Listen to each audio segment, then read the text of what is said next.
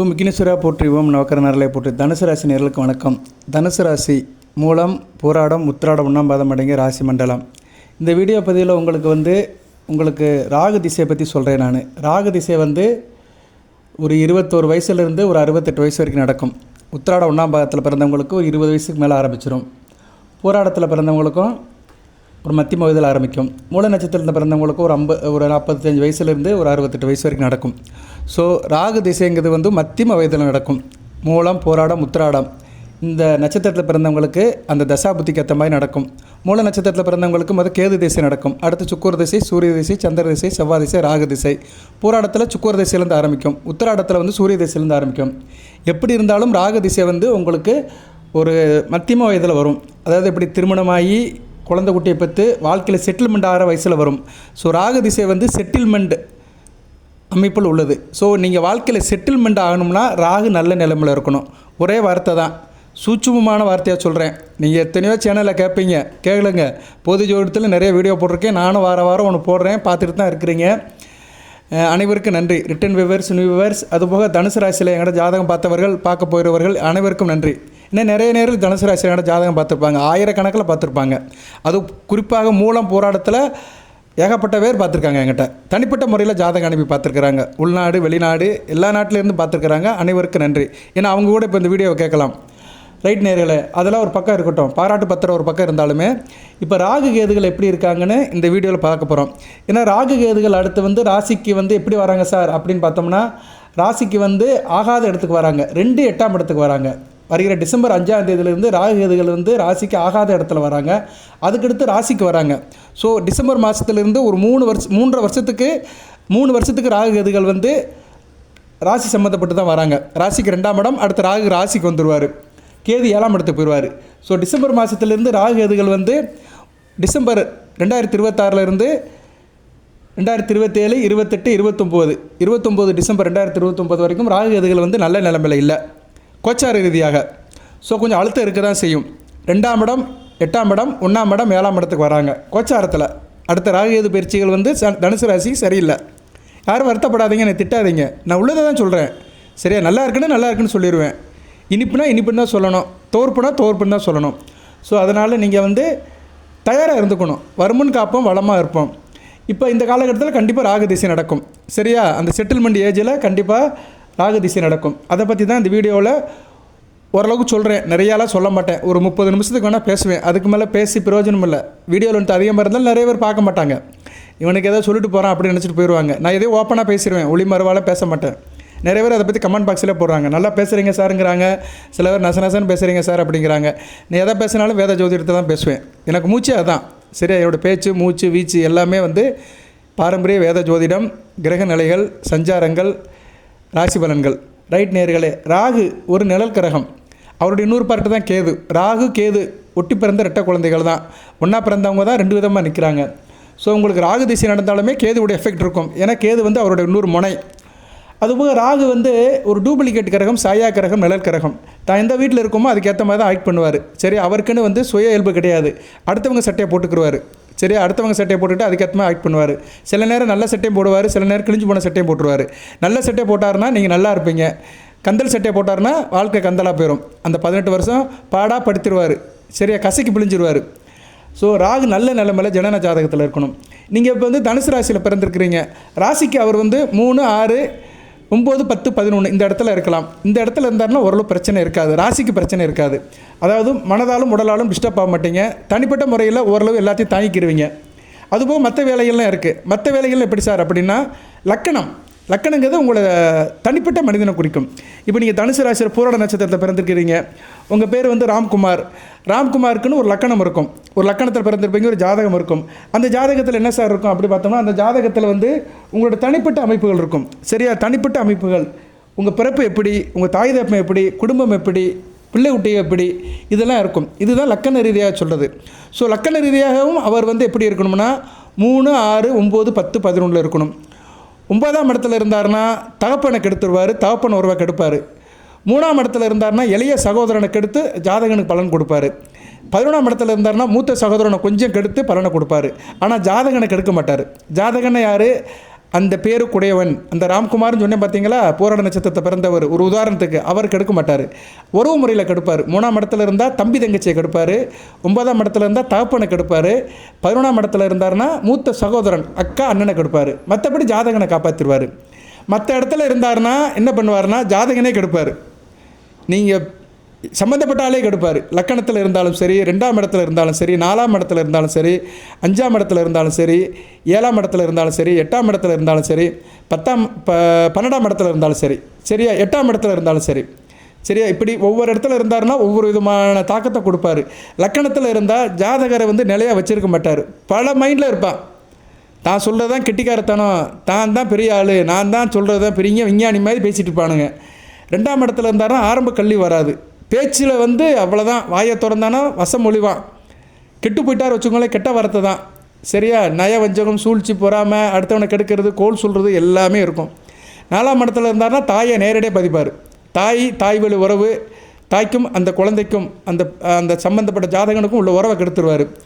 5ஆம் இடத்துல இருந்தார்னா தாமத புத்திர பாக்கியம், திருமணத்தை கெடுப்பார், அதிர்ஷ்டத்தை கெடுப்பார்.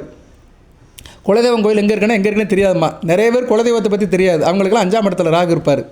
அது போய் 7ஆம் இடத்துல இருந்தாருன்னா திருமணத்தை கெடுத்துருவார். சரியா, திருமண வாழ்க்கை இதெல்லாம் எப்போ செய்வார்? அந்த தசாபுத்தியில் தான் செய்வார். அவர் ஜாதகத்தில் ஒரு இடத்துல இருந்தார்னா அதனுடைய தாக்கத்தை ஆரம்ப கட்டத்திலே செஞ்சுருவார்.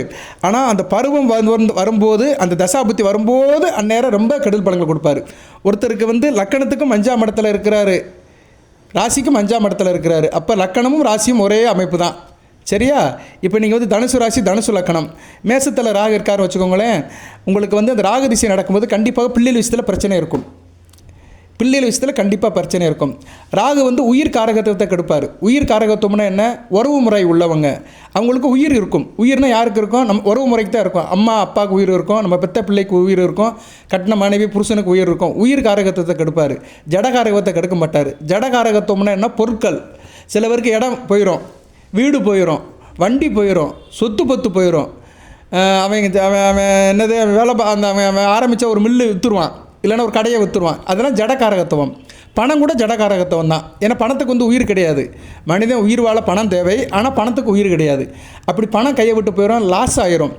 இது ஜடகாரகத்துவம். வேத ஜோதிடத்தில் கிரகங்கள் பாதிக்கிற விஷயங்கள் 2 இருக்குது. உயிர் காரகத்துவம், ஜடகாரகத்துவம். சில பேருக்கு உயிர் காரகத்துவம்னா என்ன? அந்த நெருங்கிய வட்டாரத்தில் இருக்கவங்களுடைய இழப்பு ஆயிரும். சரியா, இழப்பு ஆயிரும். அதுதான் உயிர் காரகத்துவம். இழப்புனா என்னென்னா நிரந்தரமான இழப்பு, தற்காலிகமான இறப்பு, நீடித்த இழப்பு. சில பேர் பிரிஞ்சு போனால் போயிடுவாங்க, 30 வருஷம் கழிச்சு திருப்பி பார்ப்பாங்க. சில பேர் அவ்வளோதான், வாழ்க்கையை முடிஞ்சு போயிடும். சில பேர் 2-3 வருஷத்துக்கு டச்சிலே இருக்க மாட்டானுங்க, அப்புறம் தான் திரும்பி வருவானுங்க. ஸோ இது மாதிரி பிரிவியை கொடுத்துருவார். இப்போ நிறைய குடும்பத்தில் பாருங்கள், கணவன் மனைவி 2 வருஷம் பேசவே மாட்டாங்க. அந்த பொண்ணு கோவிச்சிட்டு அம்மா வீட்டுக்கு போயிடும். 2 வருஷமாக புருஷன்கிட்டே இருக்காது. அது தனியாக பிள்ளையை விட்டு வச்சுட்டு புருஷனை விட்டு இருந்துட்டு அப்புறம் கொஞ்சம் நாள் கழித்து வரும். ஏன்னா அந்த நேரங்காலம் சரியில்லாமல் இருக்கும். அதை அப்படி பிரித்து விட்ரும். அது மாதிரி காரியத்தில் ராகு பார்ப்பார்.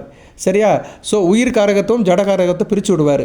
5ஆம் இடத்துல இருந்தாருன்னா பிள்ளைகள் விஷயத்தில் சில பிரச்சனையை கொடுப்பாரு. 7ஆம் இடத்துல இருந்தாருன்னா கணவன் மனைவி உறவு, நண்பர்கள், சொந்த பந்தம், இதை பிரித்து விட்டுருவார். 8ஆம் இடத்துல இருந்தாருன்னா வம்பு வழக்கு, ஜாதகன ஆரோக்கியத்தை கெடுப்பார். நோய் நொடி, தீராத நோய் கொடுத்துருவார். 12ஆம் இடத்துல இருந்தாருன்னா விரயம், ஊரை விட்டு ஓடி போயிடுவான், மஞ்சள் காகிதம் கொடுத்துட்டு ஓடிடுவான். சொல்லுவாங்கள்ல, கழுத்துக்கு மீறி கடன் இருக்குது அப்படிம்பாங்க. கழுத்தளவு கடன் இருக்குது சார், அசைய முடியல, நல்லா வாங்கி செலவு பண்ணிவிட்டு கடைசியில் திருப்பி கொடுக்க முடியாமல் மஞ்சள் நோட்டு குடிச்சு ஓட போகிறவங்களாம் இருக்கிறாங்க. அது மாதிரி ஓடி போயிடுவாங்க. ஸோ இது மாதிரி சித்து வேலையெல்லாம் நிறைய ராகு பார்ப்பார். அவர் நான் ஏற்கனவே சொல்லிட்டேன், அவர் சாயா கிரகம், நிழற்கிரகம், எந்த வீட்டுக்கு இருக்காரோ அந்த வீட்டுக்கு ஏற்ற மாதிரி தான் செய்வார். அதுபோக ராகு பகவான் லக்கணம், நீங்கள் எந்த லக்கணத்தில் பிறந்தாலுமே அந்த லக்கண சுபர்கள் வீட்டில் இருந்தாருன்னா அந்தளவுக்கு எடுக்க மாட்டார். இப்போ நீங்கள் தனுசு ராசி மேச லக்கணத்தில் பிறந்திருக்கிறீங்கன்னா, மேச லக்கணத்துக்கு சுபர்கள் யார் சார் அப்படி பார்த்தோம்னா, சூரியன், சந்திரன், குரு இந்த வீட்டில் இருந்தாருன்னா அந்தளவுக்கு கெடுபலங்களை கொடுக்க மாட்டார். ஏன்னா லக்கண சுபர்கள் வீட்டில் இருந்தாலும் அவர் கேந்திரத்தில் இருந்தாலும் சரி, கோணத்தில் இருந்தாலும் சரி, அந்தளவுக்கு கெடுபலங்களை கொடுக்க மாட்டார். அதுபோல் லக்கண சுபர்களோடு சேர்ந்து இருந்தாலும் அந்தளவுக்கு கெடுபலங்களை கொடுக்க மாட்டார். இப்போ மேச லக்கணத்துக்கு ராகு சூரியன் கூட சேர்ந்து இருந்தார்னா சூரியனை கிரகணப்படுத்திடுவார். கிரகணப்படுத்திட்டு ஜாதகனை காப்பாற்றுவார். சூரியனை கிரகணப்படுத்திடுவார்னு என்ன அர்த்தம்னா, மேச லக்கணத்துக்கு 5 கோடிவனை கிரகணப்படுத்துவார்னா அவனுக்கு 3 விஷயத்தில் பிரச்சனை நடக்கும்.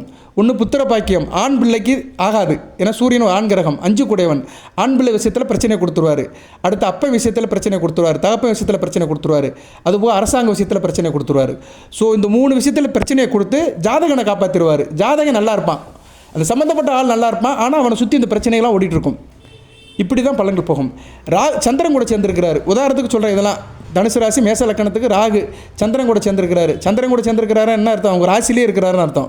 சரியா? இதுதான் ஜோதிடம். இதை ஒரு ஜோதிடர் கரெக்டாக சொல்லணும். இப்போ நான் எதுவும் சொல்ல வேண்டாம் சாமி, என்னை பற்றி தெரியும். என்னை பற்றி தெரிஞ்சவங்களுக்கு நம்மளோட அப்ரோச் தெரியும், வே ஆஃப் அப்ரோச் இது தெரியும், ஃப்ளோ தெரியும். ராசிலே இருப்பார். ராசியில் இருந்தாருன்னா சந்திரன் இருந்தாருன்னா என்ன ஆகுன்னா ராசி தாயை கெடுப்பார், தாய் உள்ள உறவை கெடுப்பார், வண்டி வாகனம் ஓட்ட மாட்டான், விவசாயம் இதெல்லாம் கெடுத்துருவார். ஆனால் சந்திரன் கூட சேராமல் ஓரளவு டிஸ்டன்ஸில் இருந்தாருன்னா ஜாதகனை காப்பாற்றிடுவார். இல்லைனா ஜாதகன் வந்து ஒரு மனநிலையில் இருக்க மாட்டான், ஸ்டெடி மைண்டில் இருக்க மாட்டான், சந்திரனை கிரகணப்படுத்திடுவார். சரியா? சந்திரனுக்குள்ளே ஒரு 15 டிகிரிக்குள்ளே உள்ளே வந்துட்டாருன்னா சந்திரனை கெடுத்துருவார். சந்திரனை கெடுத்துட்டாரு என்ன ராசி கெட்டு போச்சுன்னு அர்த்தம். ஸோ ராகு வந்து நீங்கள் எந்த லக்கணத்தில் பிறந்தாலுமே அந்த லக்கண சுபர்களுடைய சகவாசம் பெற்றிருந்தாருன்னா ஓரளவு ராகு திசை நல்லாயிருக்கும். அந்த லக்கணத்துடைய அசுபர்களுடைய சகவாசம் பெற்றிருந்தாருன்னு வச்சுக்கோங்களேன், பாடா படுத்துவாருங்க, சொல்லி மாளாது. இப்போ அதுக்கு ஒரு உதாரணம் சொல்கிறேன். தனுசு ராசி மிதுன லக்கணத்தில் பிறந்திருக்கிறீங்க, நல்ல அமைப்பு தான். தனுசு ராசி மிதுன லக்கணத்தில் தான் பிறந்திருக்கு, நல்ல அமைப்பு தான். மிதுன லக்கணத்துக்கு ஆகாதவர் யார்? செவ்வாயோட போய் சேர்ந்து உட்காந்துட்டார் வச்சுக்கோங்களேன், முடிஞ்சு போச்சு. 2ஆம் இடத்துல உட்காந்துட்டார், முடிஞ்சு போச்சு. தனுசு ராசி மிதுன லக்கணம், 2ஆம் இடம் கடகத்தில் நீச செவ்வாய் கூட ராகு சேர்ந்துட்டாருன்னா அவ்வளோதான், குடும்பமே இல்லை அவனுக்கு. ராகு திசையில் குடும்பத்தில் இருக்க மாட்டான். யாரோ ஒருத்தருக்கு போய் இருக்கும், குடும்பத்தில் இருக்க மாட்டான், ஓடிடுவான் குடும்பத்தை விட்டு. கடன் இருக்கும், வருமானம் இருக்காது, அப்படியே அலைவான், சன்னியாசி அலைஞ்சிட்ருப்பான். சரியா? ஏன்னா 6 கூட சேர்ந்துட்டார், உத்தியோகம் இருக்காது, ஊரை சுற்றி கடன் வாங்கியிருப்பான். சரியா? முடிஞ்சு போச்சு. கடனை வாங்கி கடனை அடைக்க முடியாமல் ஊருக்குள்ளேயே தலை காட்ட முடியாது. தனுசு ராசி மிதுன லக்கணம், 2ஆம் இடத்துல நீச செவ்வாய் கூட ராகு சேர்ந்துருப்பார். ராகு திசை நடக்கும். அதுவும் அந்த ராகு திசை செவ்வாய் புத்தியில் சொல்லவே முடியாது, அனைத்தும் நடக்கும். சரியா நேரில்? இதுதான் தசா புத்தி பலன்கள், இதுதான் உங்கள் நிஜ வாழ்க்கையில் நடக்கும். இப்போ இந்த மற்றபடி போடுறது, இந்த ராசி பலன் போடுறது, அப்படியாகும் இப்படியாகும் ஆணையாகும் பூனையாகும் போடுறது எல்லாமே வந்து ஒரு ஒப்பனைக்காக போடுறது. நான் அப்படி தான் போடுவேன். நான் இதுக்கு முன்னாடி 2 நாளுக்கு முன்னாடி வீடியோ போட்டேன், ஏப்ரல் மாதம் சரியில்லைன்னு போட்டிருந்தேன். அதுவும் ஏப்ரல் 9ஆம் தேதி வரைக்கும் சரியில்லைன்னு போட்டிருந்தேன். அதை நிறைய பேர் பார்க்காட்டி போங்க, எனக்கு ஒன்றும் பிரச்சனை இல்லை. அதில் சில விஷயங்களாக சொல்லியிருந்தேன், அந்த விஷயத்தை படி கவனமாக இருங்கன்னு சொல்லியிருந்தேன். அதை நிறைய பேர் பார்க்கல, ரைட்டா? அதனால் எனக்கு ஒன்றும் பிரச்சனை இல்லை. அந்த வீடியோ வேணால் இதில் இன்க்ளோஸ் பண்ணுறேன், விருப்பம் இருக்கிற பாருங்கள். அதில் சில கோச்சாரத்தில் சில நிலைகள் சரியில்லை, ராசிக்கு 4ஆம் இடத்துல செவ்வாய் வராரு, அதனால் சில பிரச்சனைகள் இருக்குதுன்னு சொல்லியிருந்தேன், ரைட்டு? ஒரு சில நேயர்கள் கேட்டிருந்தாங்க, ராகு திசையை பற்றி கேட்டிருந்தாங்க, அதனால தான் இந்த வீடியோ மெனக்கிட்டு போடுறேன். நான் எல்லாத்துக்கும் போடலை, விருப்பம் இருக்கிறவங்க கேட்கலாம். சரியா? விருப்பம் இருக்கிறவங்க கேட்கலாம். உங்களுக்கு தசா புத்திக்கு என்ன பரிகார வழிபாடுன்னு கேட்கலாம். சரியா? உங்கள் சந்தேகத்தை கேட்டிங்கன்னா அதுக்கு உண்டான பரிகார வழிபாடு சொல்லுவேன். ஓகே நேயர்களே, ஸோ ராகு இப்படி தான் பலன்களை கொடுப்பாரு. அதுபோல் ராகு வந்து லக்கண அசுபர்கள் கூட சேரக்கூடாது. இப்போ வந்து மேச லக்கணம்னா ராகு வந்து புதன் கூட சேரக்கூடாது, ரிஷப லக்கணம்னா குரு கூட சேரக்கூடாது, மிதுன லக்கணம்னா செவ்வாய் கூட சேரக்கூடாது, கடக லக்கணம்னா சனிபவன் கூட சேரக்கூடாது, சிம்ம லக்கணம்னா சனிபவன் கூட சேரக்கூடாது, கன்னியா லக்கணம்னா செவ்வாய் கூட சேரக்கூடாது, துலா லக்கணம்னா குரு கூட சேரக்கூடாது, விருச்சிக லக்கணம்னா புதன் கூட சேரக்கூடாது, தனுசு லக்கணம்னா சுக்கிரன் கூட சேரக்கூடாது, மகர லக்கணம்னா சந்திர சூரியர் கூட சேரக்கூடாது, கும்ப லக்கணம்னா சந்திர சூரியன் கூட சேரக்கூடாது, மீன லக்கணம்னா சுக்கிரன் கூட சேரக்கூடாது. ஸோ இப்படி லக்கணத்தில் பிறந்தவங்களுக்கு ராகு வந்து இந்த கிரகங்களுடைய சகவாசம் இல்லாமல் இருந்தாருன்னா நல்ல பலன்களை கொடுப்பாரு. அதுபோல் அந்த கிரகங்கள் வீட்டிலே இருக்கக்கூடாது. இப்போ நீங்கள் உதாரணத்துக்கு தனுசு ராசி மீன லக்கணம், ராகு வந்து ரிஷபத்திலையும் துலாமில் இருந்தாருன்னா முடிஞ்சு போச்சு. ஏன்னா மீன லக்கணத்துக்கு வந்து ரிஷபம் துலாமும் வந்து சத்ரு வீடு, சத்ரு வீட்டில் இருந்தாருன்னா அந்த சத்ரு வேலையை தான் எடுத்து செய்வார். 3 8 கூடிய வேலையை எடுத்து செய்வார். சரியா? 2மே மறைவு ஸ்தானம் தான். 3 வந்து 25% மறைவு, 8 வந்து 100% மறைவு. அவர் வந்து அப்படியே அந்த ஜாதகனை வந்து அப்படியே சப்ஜெக்டாக க்ளோஸ் பண்ணிடுவார், படுக்கையில் போட்டுருவார். தனுசு ராசி மீன லக்கணம், அவர் ரிஷபத்தில் துலாமல் இருந்தார்னா அனைத்து வேலையும் பார்ப்பார். ஆனால் ரிஷபத்தில் இருக்கிறது ஓரளவு பரவாயில்ல, 3ஆம் இடத்துல உபசான ஸ்தானத்தில் இருக்கிறனால காப்பாற்றிடுவார், ஓரளவு காப்பாற்றுவார். ஆனால் துலாமில் இருந்தார் வச்சுக்கோங்களேன், அவ்வளோதான். லக்கணத்துக்கு 8ஆம் இடம், அவ்வளோதான், முடிஞ்சிச்சு. சரியா நேர்களே? இப்படி நிறைய உதாரணத்தை சொல்லிட்டு போகலாம். ஒரு பானை சோத்துக்கு ஒரு சோறு பதம். சரியா? நான் ஒரு கெட்டிக்காரன், நல்லா ஜோசியம் பார்ப்பேன் அப்படிலாம் உங்கள்கிட்ட ரொம்ப வளர்க்க வேண்டிய அவசியம் இல்லை. சரியா? புரிஞ்சவருக்கு புரியும். 1000 பேர் கேட்குறாங்கன்னா அதில் கண்டிப்பாக எனக்கு தெரியும் ஒரு 100 பேருக்கு புரியும். நான் என்ன சொல்கிறேன்னு கரெக்டாக 100 பேருக்கு நெத்தியில் அடித்த மாதிரி புரியும். அவங்களுக்கு புரிச்சா போதும், எல்லாத்துக்கும் ஜனரஞ்சகமாக புரியணும்னு அவசியம் இல்லை, அது எனக்கு தேவையும் இல்லை, ரைட்டு? இப்போ வந்து ராகு வந்து ஒவ்வொரு ராசியில் இருந்தார்னா தன்னுடைய தசையில் என்னென்ன பலன்களை கொடுப்பாரு அதை சொல்கிறேன். ஏன்னா ஒவ்வொரு ராசிக்கும் ஒவ்வொரு பலன்களை கொடுப்பாரு. பொதுவாக ராகு வந்து சில 5 ராசியில் இருக்கலாம். 5 ராசியில் இருந்தார்னா அந்த தசையில் அந்தளவுக்கு கெடுக்க மாட்டார். மேசம், ரிஷபம், கடகம், கன்னி, மகரம், இந்த 5 ராசியில் பிறந்தவங்க ஓரளவு தப்பிச்சுருவாங்க. சரியா? பெரிய இழப்பு இருக்காது. அந்த 18 வருஷத்தை ஓரளவு கடந்து போயிடுவாங்க. அவங்க கையில் ஒரு துடுப்பு இருக்கும், எப்படியோ துடுப்பை போட்டு கடலை கடந்து போயிடுவாங்க, மற்றவங்களாம் மாட்டிக்கிடுவாங்க. சரியா? அதுபோக ராசி லக்கணத்துக்கு அவர் வந்து 2, 4, 7, 8, 12 இருந்தாலும் பிரச்சனை இருக்கும். சரியா? அந்த அமைப்பு வந்து சில பேருக்கு வந்துடும். சரியா நேரில்? இப்போ நான் உதாரணத்துக்கு சொல்கிறேன். நீங்கள் வந்து இப்போ தனுசு ராசி, சரியா? தனுசு ராசி மீன லக்கணம், லக்கணத்துக்கு 4ஆம் இடம் மிதுனத்தில் இருக்கிறாரு, ராசிக்கு 7ஆம் இடத்துல இருக்கிறாரு. இது நல்லா இருக்காது. சரியா? லக்கணத்துக்கு 4ஆம் இடம், ராசிக்கு 7ஆம் இடம் அந்த அளவுக்கு சிறப்பாக இருக்காது. இருப்பினும் மிதுனத்தில் இருக்கிறாராக ஓரளவு ஜாதகனை காப்பாற்றுவார். ஏன்னா மிதுனம் வந்து அவருக்கு ஓரளவு ஏற்றுக்குள்ள இடம். சரியா? ஸோ எதுக்கு சொல்ல வந்தேன்னா, ராசி லக்கணத்துக்கு அவர் 2, 4, 7, 8, 12 இருக்கக்கூடாது. எடுத்தாருன்னா ரொம்ப பலங்களை பாதிப்பார். சரியா? அதை நீங்கள் நல்லா பார்த்துக்கணும். அதுபோல் ராசி லக்கணத்துக்கு 3, 6, 9, 10, 11 இருந்தாலும் சில நல்ல பலங்களையும் கொடுப்பார், மொத்தமாக கெடுக்க மாட்டார். இப்போ நீங்கள் தனுசு ராசி கும்பத்தில் இருக்கிறாரு, 3ஆம் இடத்துல இருக்கிறாரு, பரவாயில்ல. ஆனால் நீங்கள் எந்த லக்கணத்தில் பிறந்திருக்கணும் அப்படின்னம்னா, நீங்கள் வந்து கன்னியா லக்கணத்தில் பிறந்திருக்கணும். தனுசு ராசி கன்னியா லக்கணத்தில் பிறந்தவங்களுக்கு கும்பத்தில் ராகு இருந்தாருன்னா அந்த அளவுக்கு பாடப்படுத்த மாட்டார். அந்த தசை 16, 18 வருஷம் நல்லபடியாக இருக்கும். இவ்வளோதான். இது மாதிரி நீங்கள் மற்ற லக்கணத்துக்கு எடுத்துக்கணும். சரியா? அவர் ராசி லக்கணத்துக்கு நான் சொன்ன 2, 4, 7, 8, 12 இருந்தாருன்னா டோட்டலாக பாடப்படுத்துவார். 3, 6, 9, 10, 11 இருந்தாருன்னா அந்த அளவுக்கு படுத்த மாட்டார். 150% ரிலாக்ஸ் பண்ணிடுவார். ரைட் நேரில்? இதுக்கு மேலே சொல்லணும்னா உங்கள் ஜாதகத்தை பார்த்தா தான் சொல்ல முடியும். சரியா? தெளிவாக சொல்லலாம். ஜாதகத்தை பார்க்க விரும்புகிறவங்க வாட்ஸ்அப் நம்பருக்கு அனுப்புங்க. அடுத்து என்ன செய்யணும், அந்த டேர்ம்ஸ் அண்ட் கண்டிஷன்லாம் சொல்லுவோம். இப்போ வந்து ஒவ்வொரு இடத்துலையும் ராகு இருந்தாருன்னா என்ன சார் அப்படின்னு பார்த்தோம்னா, மேசத்தில் இருந்தாருன்னா யோகத்தை கொடுப்பாரு, ஒரு முன்னேற்றத்தை கொடுப்பாரு. ஆனால் ஹார்ட் ஒர்க் பண்ணணும். சரியா? அந்த ராகு திசையில் வந்து தலை சம்மந்தப்பட்ட பிரச்சனை இருக்கும், ஆள் சுயநலவாதியாக இருப்பார், பிள்ளைகளால் பிரச்சனை இருக்கும், பிள்ளைகள் குறைவாக இருக்கும், பிள்ளைகளால் பிரச்சனை இருக்கும். அடுத்து ரிஷபத்தில் இருக்கிறாரு, இதெல்லாம் ராசி. அந்த ரிஷப ராசியில் ராகு இருக்கிறாரு. நீங்கள் எந்த லக்கணத்தில் பிறந்தாலும் சரி, ஆனால் தனுசு ராசி தான். ரிஷபத்தில் இருக்கிறாரு. தவறான பழக்க வழக்கம் இருக்கும், கெட்ட பழக்க வழக்கம் இருக்கும். அந்த பழக்க வழக்கம் எப்போ ஆடும்னா அந்த ராகு திசையில் தான் ஆடும். தங்குன்னு ஆடும். சில பேர் சின்ன பிள்ளையில் கெட்ட பழக்க வழக்கத்தை பழகிருப்பாங்க, ஆனால் கொஞ்ச நாள் கழித்து அதை ஃபாலோ பண்ணுவாங்க. அப்படிலாம் இருக்கும். கெட்ட பழக்க வழக்கம் இருக்கும், அதுக்கு அடிமையாக இருப்பாங்க. குறுக்கு வழியில் பணம் சம்பாதிக்கலாமா அப்படின்னு போயிட்டு எங்கேனாச்சும் மாட்டிக்கிடுவாங்க. ஆனால் சந்தோஷமான வாழ்க்கை இருக்கும். அடுத்த முறைனாச்சும் ஆட்டையை போட்டு சந்தோஷமாக இருப்பாங்க. கையில் காசு பணம் வச்சுருப்பானுங்க. சரியா? இவங்கெல்லாம் வந்து எப்படின்னா நேர்மையாக சம்பாதிக்க மாட்டாங்க. ராகு கெட்டு போயிட்டார் வச்சுக்கோங்களேன், ரொம்ப இதாக இருக்கும். ராகு சனி பார்வையில் இருக்கிற ரிஷபத்துலலாம் ரொம்ப கெட்டு போய் குறுக்கு வழியில் போய் தேவையில்லாமல் போய் மாட்டிக்கிடுவாங்க. அடுத்து மிதுனத்தில் இருக்கிறார், பரவாயில்ல. மிதுன ராகு வந்து ஒரு நீண்ட ஆயுளை கொடுப்பாரு, தேக ஆரோக்கியம் நல்லாயிருக்கும், கோயில் குளத்துக்கு போயிட்டு வருவாங்க, ஒரு யோகியாக இருப்பாங்க, ஒரு பற்றட்டு இருப்பாங்க. சரியா? ஒரு நல்ல ஒரு அளவில் மிதுன ராகு வந்து, ஏன்னா மிதுனம் வந்து ஒரு ஞான வீடு, புதனின் ஞான வீடு. அந்த ஞான வீட்டில் ஒரு ஆன்மீக கிரகம் ராகு இருக்குது, நல்லதான். ராகு ஒரு நல்ல கிரகம், ஆன்மீக கிரகம். ராகு நல்லா வளர்த்தவங்களுக்கு ஆன்மீகத்தில் ரொம்ப பற்றாக இருப்பாங்க. நம்ம நாயன்மார்கள், ஆழ்வார்கள் எல்லாமே நிறைய பேர் வந்து ராகு நட்சத்திரத்தில் பிறந்திருப்பாங்க. நீங்கள் கோயிலில் போய் பாருங்கள், அந்த 64 நாயன்மாரில் பார்த்தீங்கன்னா நிறைய பேர் வந்து சுவாதி, சதயம், திருவாதிரையில் தான் பிறந்திருப்பாங்க. அது மாதிரி 12 ஆழ்வார்களுமே அந்த 3 நட்சத்திரத்தில் தான் பிறந்திருப்பாங்க. ஸோ ராகு வந்து ஒரு ஆன்மீகத்தை குறிக்கிற கிரகம். ஸோ மிதுனத்தில் இருந்தார்னா நல்ல ஆன்மீகப்பட்டு சமயப்பட்டு இருக்கும். கடகத்தில் இருந்தார்னா அந்தளவு கையில் காசு பணம் இருக்காது, ஆனால் கெட்டிக்காரத்தனமாக இருப்பாங்க. வாழ்க்கையில் நிறைய எதிரிகள் இருக்கும், மன அமைதியற்ற நிலையில் இருக்கும். ஏன்னா சந்திரன் வீடு அல்லவா, சந்திரன் கெட்டு போயிட்டாருன்னா சரியாக போச்சு, சகலமும் முடிஞ்சு போச்சு. சந்திரன் நல்ல நிலைமையில் ராசியில் இருந்தார்னா ஓரளவு பரவாயில்ல.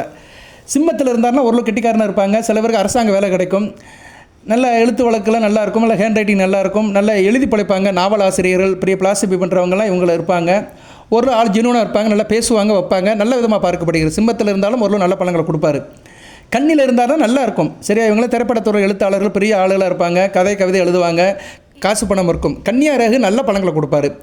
துலாமில் இருந்தார்னா தேக ஆரோக்கியம் பாதிக்கும். சரியா? பூர்வீக சொத்து பத்தெல்லாம் இவங்களுக்கு கிடைக்கும், ஆள் நல்லபடியாக தான் இருப்பாங்க, ஆனால் உடல் நலத்தை பார்த்துக்கணும். எதனாச்சும் பிணிகள் இருக்கும். விருச்சிகத்தில் நல்ல பலன் இருக்காது, விருச்சிகராக கெட்ட பலங்களை கொடுப்பாரு.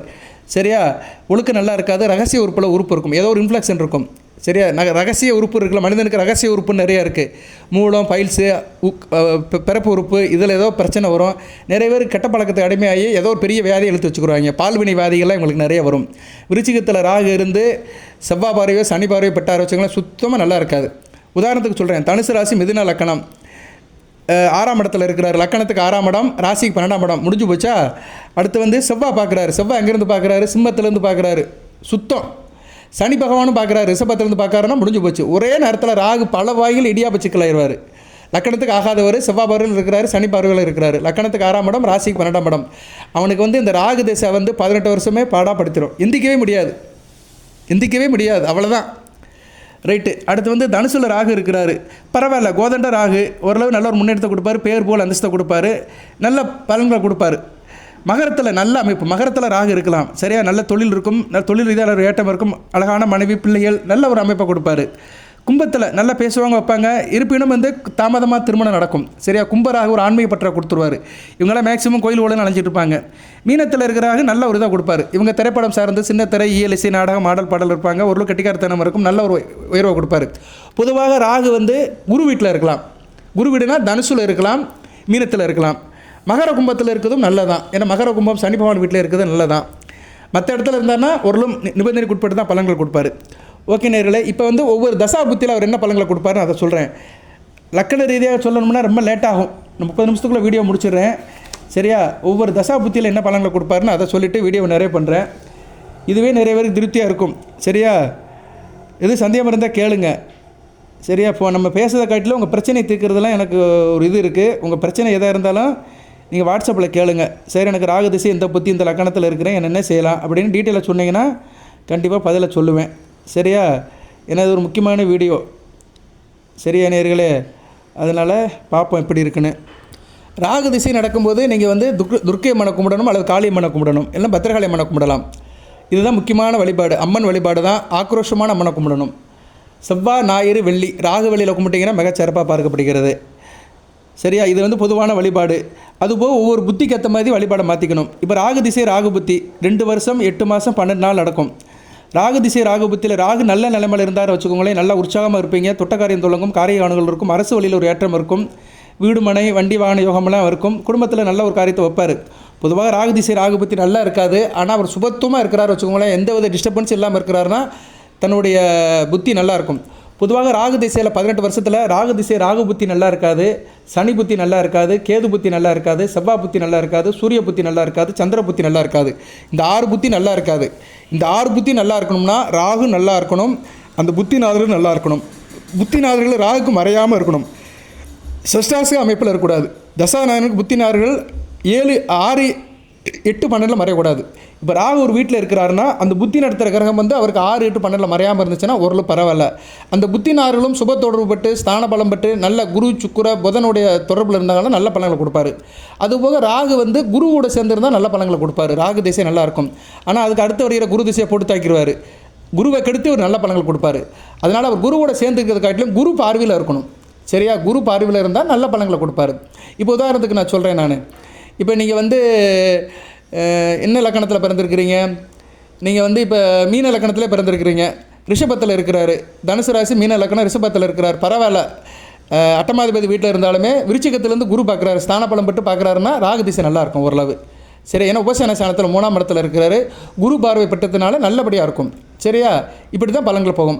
அங்கேயே அவர் வந்து நட்சத்திர சாரம் ரோஹிணி நட்சத்திரம் எடுத்திருந்தாருன்னா நல்ல பலன்கள் கொடுப்பாரு. ஏன்னா ரோஹிணி வந்து மீன லக்கணத்துக்கு வந்து ராஜயோகாதிபதி நட்சத்திரம், சந்திரனுடைய நட்சத்திரம், மீன லக்கணத்துக்கு 5 கூடிய நட்சத்திரம். ஸோ 5 கூடிய நட்சத்திரத்தை வாங்கிட்டாருன்னா ராகு நல்ல பலன்களை கொடுப்பாரு. அது ரோஹிணியில் அவர் வந்து 2ஆம் பாதம் எடுத்திருந்தாருன்னா சூப்பராக இருக்கும், சரியா. ரோஹிணி 2ஆம் பாதம் எடுத்திருந்தாருன்னா நல்ல பலன்களை கொடுப்பாரு. அவர் கூட நல்ல கிரகங்கள் சேர்ந்து இருக்குது அப்படின்னா இன்னும் கொஞ்சம் கூட நல்ல பலன்களை கொடுப்பாரு, சரியா. சுக்கிரை சேர்ந்துருக்கிறாரு, ஆட்சி பெற்ற சுக்கிரை ரிஷபத்தில் இருக்கிறாருன்னா சுக்கிரனை கெடுத்து நல்ல பலன்களை கொடுப்பாரு, சுக்கிரனை கெடுத்து நல்ல பலன்களை கொடுப்பாரு.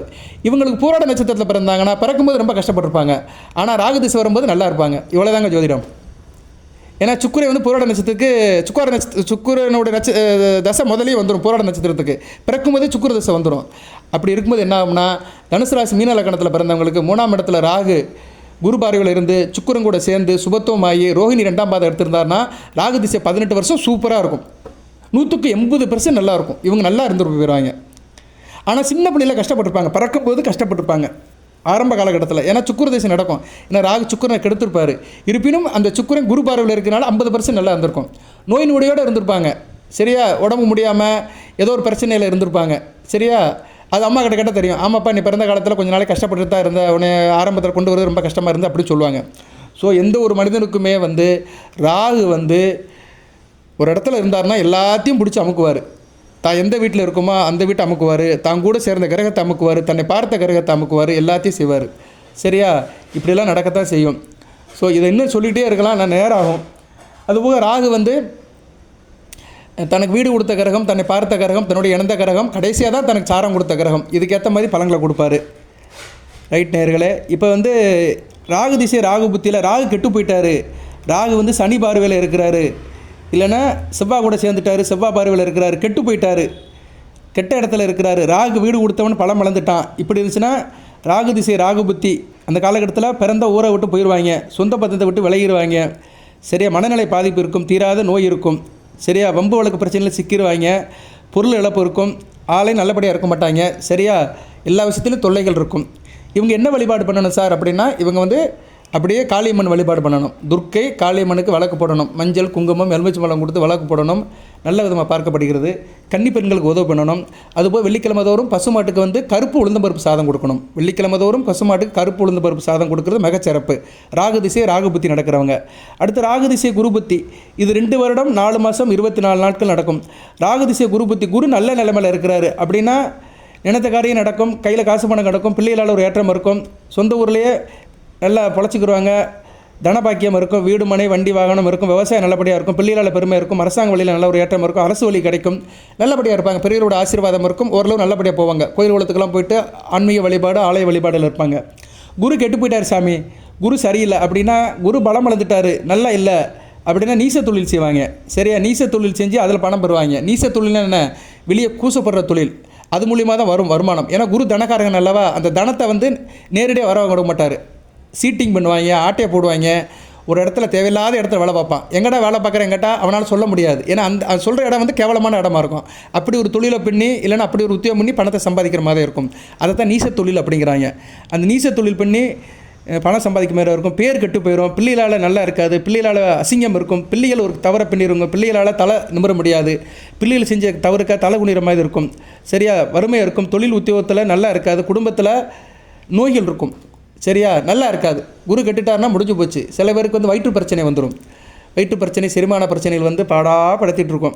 இவங்க என்ன சார் பண்ணணும் அப்படின்னா, இவங்க வேலைக்கிழமை தோறும் காகத்திற்கு வந்து உளுந்த வடை வைக்கணும். வேலைக்கிழமை தோறும் காகத்துக்கு வந்து ஒரே ஒரு உளுந்த வடையை வச்சாங்கன்னா நல்ல விதமாக பார்க்கப்படுகிறது. அடுத்து ராகு திசை சனிபுத்தி, இது பொதுவாக நல்லா இருக்காதுங்க. ராகு திசை சனிபுத்தி நல்லா இருக்காது. ஏன்னா ராகு வந்து சனி மேலே தான் ஆக்ட் பண்ணுவார். ஏன்னா அவருக்கு வந்து சுய இயல்பு கிடையாது, சனி பகவான் மேலே தான் ஆக்ட் பண்ணுவார். கிரகத்திலே வந்து ராகு வந்து சனி பகவான் மாதிரி ஆக்ட் பண்ணுவார், கேது வந்து செவ்வாய் மாதிரி ஆக்ட் பண்ணுவார். ஏன்னா இது 2 சாயா கிரகங்கள். அதனால் ராகு திசை ராகு சனி புத்திங்கிறது வந்து கிட்டத்தட்ட சனி திசை சனி புத்தி மாதிரி தான். ஸோ இது நல்ல காம்பினேஷன் கிடையாது. ஸோ இது வந்து ரொம்ப நாள் நடக்கும், 2 வருஷம் 10 மாதம் 6 நாளுக்கு நடக்கும். இதில் சனி பகவான் நல்ல நிலைமையில் சுபத்துவமாக இருக்கிறாரு அப்படின்னா மேக்ஸிமம் ராகு திசை சனி புத்தி நல்லா இருக்காது, கஷ்டப்பட்டு தான் ஆகணும். இருப்பினும் சனி பகவான் நல்ல நிலைமையில் இருக்கிறாருன்னா குடும்பத்தில் ஒற்றுமை இருக்கும், நல்ல வாழ்க்கை நடக்கும், குடும்பத்தில் சுப நிகழ்ச்சி நடக்கும், விவசாயம் நல்லாயிருக்கும், தோட்டம் தருவு நல்லாயிருக்கும், தனதானிய வசதி இருக்கும், தொழில் வியாபாரம் நல்லாயிருக்கும். சனி பகவான் வந்து ஒரு தொழில்கார கிரகம் அல்லவா, நல்லாயிருக்கும். மெக்கானிக்கல், ஆட்டோமொபைல் இன்ஜினியரிங், கடைநிலை ஊழியர்கள், கன்ஸ்ட்ரக்ஷன், இப்படி நிறையா சொல்கிறோம்னா ஜல்லி மணல் supply, centring work, steel work, இப்படி இந்த கடமட்ட ஊழியர் வேலை பார்க்குறவங்களுக்குலாம் நல்ல இதை கொடுத்துருவார். ஆட்டோ டிரைவர், வேன் டிரைவர், இவங்களுக்குலாம் நல்லாயிருக்கும். லாஜிஸ்டிக்கு, வண்டி வாகனம் வச்சுருக்கிறவங்களுக்குலாம் நல்ல ஒரு லாபத்தை கொடுப்பாரு. ஆனால் சனி பகவான் கெட்டு போயிட்டார் வச்சுக்கோங்களேன், சுத்தம் தொடச்சிடுவார், சுருட்டிடுவார். சரியா, எதிர்பார விபத்து இருக்கும். சரியா, ஊனமாயிரும், உடலில் ஏதாச்சும் ஒரு ஒச்சமாயிரும், கணவன் மனைவிக்கு உடல்நிலை பாதிக்கப்படும், உறவுகள் பிரிஞ்சிடும். சரியா, சண்டை சச்சரவு, அரசாங்க வழியில் சொத்து, அரசாங்க வழியில் பிரச்சனை, கோர்ட்டு கேஸு, வம்பு வழக்கு, புத்திர தோஷம், வீம்பு வம்பு வழக்குகள். சரியா, ரொம்ப நல்ல விதமாக சொல்ல முடியாது, கடன் தொல்லை, ஊரை விட்டு ஓடி போகிறது, அவமானம், அனைத்தையும் கொடுத்துருவார். ஒரு மனிதன் வாழ முடியாத அளவுக்கு எவ்வளோ கஷ்டம் இருக்கோ அத்தனையும் கொடுத்துருவார் ராகு திசை சனிப்புத்தில். இவங்க என்ன சார் வழிபாடு பண்ணணும், இவங்க வந்து என்ன பண்ணணும்னா காலபைரவர் வழிபாடு பண்ணணும். தேய்பிரை அஷ்டமி தோறும் காலபைரவர் வழிபாடு பண்ணணும். சனிக்கிழமை தோறும் காலபைரவர் வழிபாடு பண்ணணும். கற்பனசாமி வழிபாடு பண்ணணும். சரியா, செவ்வாய்க்கிழமை போய் கற்பனசாமியை போய் கும்பிடணும். செவ்வாய்க்கிழமை ராகு வேளையில் போய் கும்பிடணும். செவ்வாய்க்கிழமை ராகு வேலை 3 to 4 போய் கற்பனசாமி வழிபாடு பண்ணிட்டாங்கன்னா அந்த ராகு திசை சனிப்புத்தி நடக்கிறவங்கள மிகச்சிறப்பாக இருக்கும். அடுத்து ராகு திசை புதன்பத்தி ஓரளவு நல்லாயிருக்கும். ராகு திசை புதன்பத்தி 2 வருடம் 6 மாதம் 18 நாள் நடக்கும். இந்த ராகு திசை புதன்பத்தியில் வந்து புதன் வந்து நல்ல நிலைமையில் இருந்தார்னா நல்லா படிப்பாங்க, உயர்கல்வி இருக்கும், நல்ல ட்ரேடிங் இருக்கும், வண்டி வாகனம் யோகம் இருக்கும், ஆடை ஆபரணம், வீடு மனைவி மக்கள் பிள்ளைகள், புத்திர பாக்கியம்லாம் கிடைக்கும், சில பேர் குழந்தை கூட பிறக்கும். சரி, நல்ல விதமாக தான் பார்க்கப்படுது. வியாபாரம், தொழில்நுட்பம், கம்ப்யூட்டர், சாஃப்ட்வேர் இன்ஜினியரிங், வெளிநாடு வெளிமாநில தொடர்புகள் எல்லாம் நல்லபடியாக இருக்கும். புதன் கெடுத்துட்டாருன்னா புதன் கெட்டு போயிட்டார் வச்சுக்கலாம், புத்தி கெட்டு போயிடும். சரியா, புத்தி ஒரு நிலையில் இருக்காது, ஆரோக்கிய பாதிப்பு இருக்கும், அரசாங்க வழியில் தொல்லை இருக்கும், வண்டி வாகனத்தில் வீண் விரயம் இருக்கும், வியாபாரம் நல்லா இருக்காது, வியாபாரம் படுத்துகிறோம், தொழில் நல்லபடியாக இருக்காது, ஆழம் போட்டு முடைக்கிறோம். இவங்க என்ன செய்யணும், பெருமாள் வழிபாடு பண்ணணும். ராகு திசை புதன் பற்றி நடக்கிறவங்க புதன்கிழமை தோறும் பெருமாளுக்கு கும்பிடணும். புதன்கிழமை தோறும் பசுமாட்டுக்கு பாசிப்பருப்பு சாதம் கொடுக்கணும். சரியா, அடுத்து ராகு திசை கேது புத்தி நல்லா இருக்காதுங்க. ஏன்னா ரெண்டுமே ஒன்று தான், ராகு கேது 2 பேரும் ஒன்று தான். 2 பேருமே நல்லா இருக்க மாட்டாங்க. ஒருத்தர் கட்ட இன்னொரு கெடுத்துருவார், இவர் கட்ட அவர் கெடுவார், ஒன்றால் நான் கட்டேன் என்னால் இவை கட்டேன். அதனால் ராகு திசை கேது பற்றி யாருக்குமே நல்லா இருக்காது, ரொம்ப பிரச்சனையாக தான் இருக்கும், கவனமாக இருக்கணும். கேதுக்கும் சுப தொடர்பில் இருக்கார், கேதுக்கு வீடு கொடுத்து நல்லா இருக்கிறாருன்னா ஓரளவு வண்டி வாகன யோகம் இருக்கும், குடும்பத்தில் ஒரு சந்தோஷம் இருக்கும், கோயில் குளத்துக்கு போயிட்டு வருவாங்க, ஆன்மீக தரிசனம் இருக்கும், வெளிநாடு வெளி மாநிலத்துக்கு போயிட்டு வரலாம். சரியா, இந்த அமைப்பு கொடுப்பாரு. ஆனால் கேது சரியில்லைன்னு வச்சுக்கோங்களேன், நல்லா இருக்காது. சரியா, கணவன் மனைவி பிரச்சனை, 2 பேருக்கு இடையில் பிரச்சனை வருது, பொருள் தொலைஞ்சு போகிறது, திருடர்களால் தொல்லை, எதிரிகளால் தொல்லை, மந்த நிலை, வண்டி வாகனத்தை விற்று சாப்பிட்றது, விஷம், கண்டம். சரியா, இப்படி தேவையில்லாத பிரச்சனைகளாக இருக்கும். விதவை பெண்களோட தொடர்பு, சரியா, நீச பெண்கள், நீச ஆண்கள், தன் நிலை மறந்து தவறு செய்கிறது, ரொம்ப கெடுத்து குட்டுச்சோராக போகிறதெல்லாம் அந்த ராகு திசை கேது புத்தியில் தான். இவங்க என்ன பண்ணணும், விநாயகர் வழிபாடு பண்ணணும். சரியா, பக்த கணபதியை கும்பிடணும். தனுசு ராசிக்கு உண்டான பக்த கணபதி படத்தை வச்சு கும்பிடணும். அந்த படம் வேணுங்கிற என்கிட்ட கேளுங்க, நான் உங்களுக்கு தர்றேன், அதை பிரிண்ட் அவுட் எடுத்து ஃபாலோ பண்ணுங்கள். அடுத்து ராகு திசை சுக்கிரபத்தி. ராகு திசை சுக்கிரபத்தி 3 வருஷம் நடக்குங்க. இருக்கிறதுல அதிகம் வந்து ராகு திசை சுக்கிரபத்தி தான். இது சுக்கிரன் நல்லா இருந்தாருன்னா ஓரளவு கொஞ்சம் நல்லாயிருக்கும், என்டர்டைன்மெண்ட்டாக இருக்கும், கையில் காசு பணம் இருக்கும், ஆடம்பரத்தை கொடுப்பாரு, ஆனால் சிக்கலையும் மாட்டி விடுவார். சரியா, ராகு திசை சுக்கிரபத்தியில் பெண்கள் விஷயத்தில் சிக்கல் வரும், ஆண்களுக்கு பெண்கள் விஷயத்தில் சிக்கல் வரும், பெண்களுக்கு ஆண்கள் விஷயத்தில் சிக்கல் வரும், ஆனால் ஒரு நிலையில் இருக்காது. சரியா, ஒரு என்ன வரும்னா வயதுக்கு மீறே செயல்பட வரும். 50 வயசில் 25 வயசில் இருக்கிற நினப்பெல்லாம் வரும். சரி, சொல்லுவாங்களே என்னமோ சொல்லுவாங்களே, என் நினப்பு தான் பொழப்ப கெடுக்கும்பாங்களே, அந்த நினப்பு வந்து பொழப்ப கெடுக்கிறது வந்து ராகு திசை சுக்கிரபத்தியில் தான். தேவையில்லாத எண்ணங்கள்லாம் வரும், கிளர்ச்சி பண்ணி விடுவார் ராகு.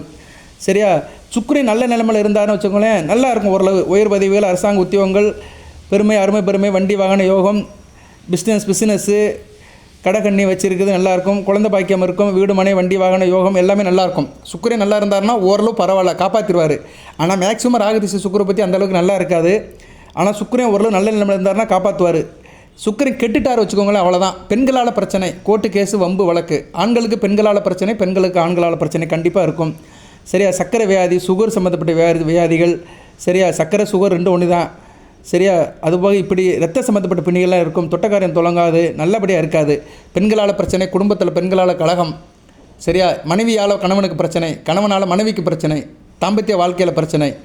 சரியா, பிரிஞ்சு போயிடுது, ஏதோ ஒன்று ஆகி போயிடுவாங்கிட்டு. இவங்க என்ன பண்ணணும், ராகு திசை சுக்கிரபத்தியில் காளியம்மன் வழிபாடு பண்ணணும். பௌர்ணமி தோறும் காளியம்மனை கும்பிடணும். அதுபோக வந்து வெள்ளிக்கிழமை தோறும் பசுமாட்டுக்கு வந்து அச்சு வெல்லம் வாழைப்பழம் கொடுக்கணும். வெள்ளிக்கிழமை தோறும் பசுமாட்டுக்கு அச்சு வெல்லம் வாழைப்பழம் கொடுத்தாங்கன்னா மிகச்சிறப்பாக பார்க்கப்படுகிறது. அடுத்து ராகு திசை சூரிய பற்றி அந்தளவுக்கு நல்லா இருக்காது. ராகு வந்து ஒரு இருள் கிரகம், சூரியன் வந்து ஒரு ஒளி கிரகம், பிரைட்டு. ஸோ பிரைட்டு இருள் சேரும்போது நல்லா இருக்காது. இருப்பினும் சூரியன் நல்ல நிலைமையில் இருந்தாருன்னா ஓரளவு பரவாயில்லாமல் இருக்கும். 10 மாதம் 24 நாட்கள் நடக்கும். சரியா, 10 மாதம் 24 நடக்கும். சூரியன் நல்லா இருந்தாலும் வச்சுக்கோங்களேன், தகப்பன் வழியில் ஒரு ஏற்றம் இருக்கும், அரசாங்க வழியில் ஒரு முன்னேற்றம் இருக்கும், கான்ட்ராக்ட் கமிஷன் நல்லபடியாக இருக்கும். சரியா, நல்ல தைரியமாக இருப்பாங்க, எதிரிகளை வந்து இது பண்ணிடுவாங்க. சூரியன் நல்லா இருந்தாலும் தொழில் நல்லாயிருக்கும். சூரியன் வந்து முதன்மை தொழில்காரன் அல்லவா, அதனால் தொழில் நல்ல இடத்த கொடுப்பாரு, தாப்பன் வழி உறவெல்லாம் நல்லா கொடுப்பாரு. சூரியன் கட்டுப்பட்டார் வச்சுக்கோங்களேன், ரொம்ப கஷ்டம் இருக்கும். உஷ்ண சம்மந்தப்பட்ட பிணிகள் வந்துடும். சரியா, பைல்ஸு, வயிற்று பிரச்சனை, உஷ்ண சம்மந்தப்பட்ட பிணிகள் நிறையா இருக்குது. ஹீட்டு, பித்த பிரச்சனைகள் வந்துடும், தலைவலி, இருதய கோளாறு, ஹார்ட் பேஷண்ட் ஆயிடுவாங்க, ஹார்ட் ஆப்ரேஷன், சர்ஜரி, பைபாஸ் இப்படிலாம் நடக்கும். சரியா, கண்களில் பாதிப்பு வரும், அப்பா வழியில் பிரச்சனை வரும், பங்காளியில் பிரச்சனை வரும், பாகப்பிரிவினை வரும், குடும்பத்தை பிரித்து வைக்கிற மாதிரி இருக்கும். இப்படி நிறையா ஒரு அசுப பலன்களாக இருக்கும். அரசாங்க விஷயத்தில் பிரச்சனை, அரசாங்க தண்டனை, அவங்கவுங்க இயல்புக்கு ஏற்ற மாதிரி நடக்கும்.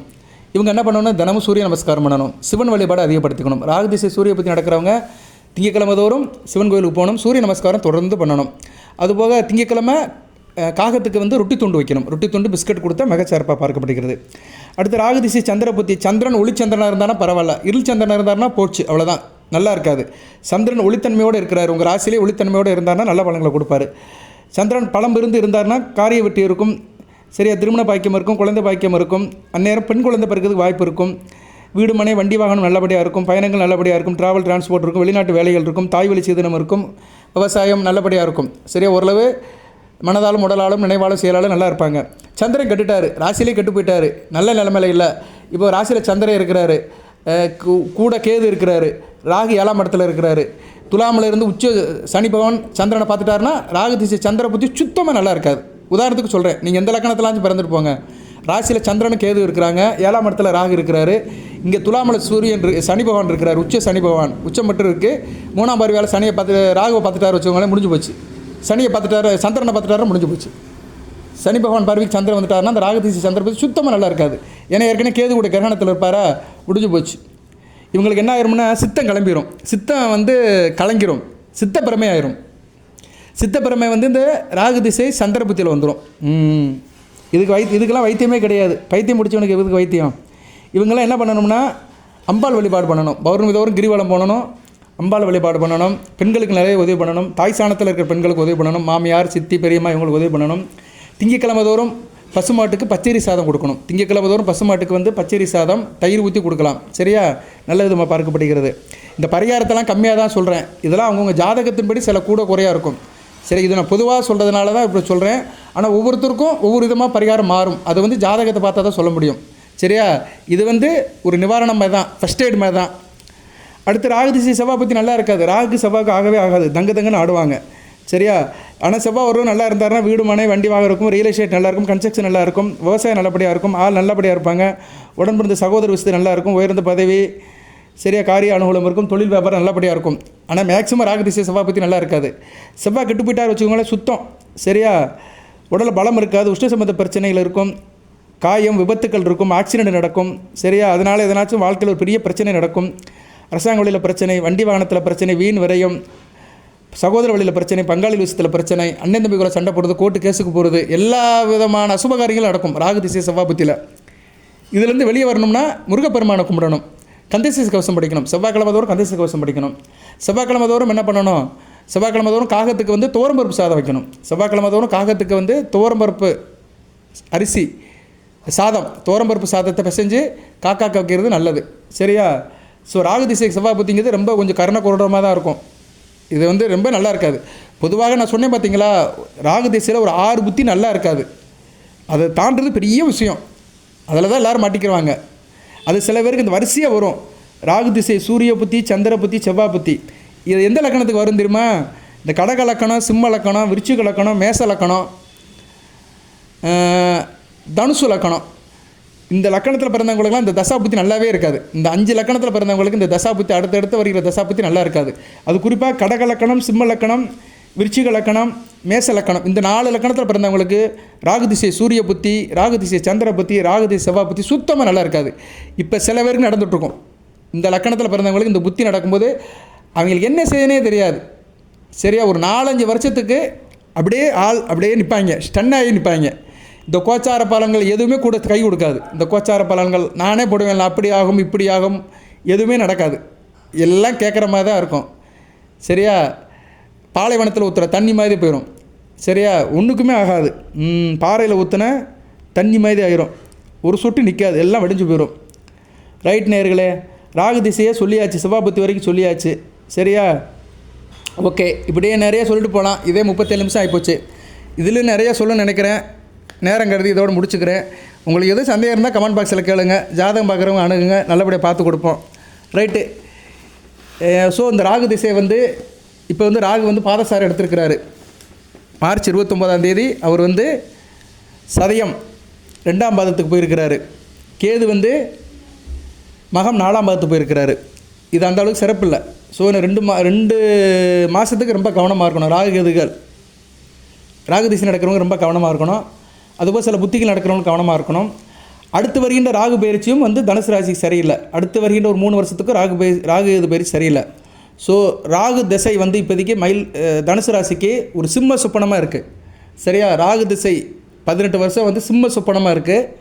பார்த்துக்கோங்க. நான் ஏதோ ஒரு தமிழ் போடுவேன், சிம்ம சொப்பனம் போடுவேன், செட்டில்மெண்ட் ஆகுமா ஆகாதான் போடுவேன், ஏதோ ஒரு தலைப்பில் போடுவேன். நான் தலைப்பு போகிறதெல்லாம் கெட்டிக்காரத்தை நான் காட்ட மாட்டேன். எனக்கு கண்டென்ட் தான் முக்கியம். நான் எடுத்து சொல்கிற விஷயம் வந்து கரெக்டாக இருக்கா, அதை தான் எனக்கு முக்கியம். கவர்ச்சியாக தமிழ் போகிறதெல்லாம் எனக்கு பெரிய விஷயம் கிடையாது. அது எனக்கு போடவும் சில நேரம் தெரியாது. ஏதோ சில நேரம் குட்டாம்போக்கில் போடுவேன், அந்த தமிழ் நல்லாயிருக்கும். ஆனால் நான் பேசுகிற விஷயம் எல்லாமே ரீச் ஆகும். சரியா? நான் பேசுகிற விஷயம் எல்லாமே உண்மை, வேத ஜோதிடத்தின்படி உண்மை. இதுதான் உங்களுக்கு சுற்றி நடக்கும்.